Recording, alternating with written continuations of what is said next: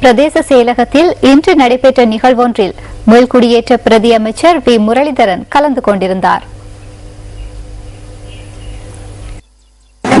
வடமான தேர்தல் நடந்தது, தமிழ் தேசிய கூட்டமைப்பு கைப்பற்றியது. ஆனா ஒன்று நடக்காது. ஏன் எப்ப ஆட்சி அமைஞ்சாலும் அண்டையில இருந்தே சண்டை பிடிக்க தொடங்கினால. இப்ப அங்க இருக்கிற கவர்னருக்கும் முதலமைச்சருக்கும் ஒரு சண்டை. அப்ப ரெண்டு பேரும் சண்டை பிடிச்சாலும் டெவலப் பண்றாங்க. ஒன்று நடக்காது. எல்லாம் சேர்ந்து போனால் தான் நடக்கும். கிழக்கு மாநிலத்தில் நாங்க எல்லாரும் ஒத்துழைச்சி போறபடியா தான் இந்த அபிவிருத்தி நடக்குது. ஆனால் நாங்க முரண்பட்ட கருத்துக்களோட எழுப்பு கொண்ட ஒன்று நடக்காது.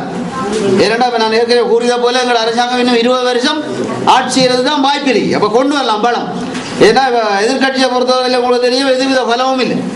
ஐக்கிய கட்சி என்றது இந்த காலத்தில் உருப்படும்ன்றது வாய்ப்பே இல்லை. ஏன்னா அதுக்கு ஒழுங்கான தலைமைத்துவம் இல்லை, தலைமைத்துவ குழுவும் இல்லை, எல்லாம் அப்படியே உடஞ்ச நிலையிலே இருக்கு.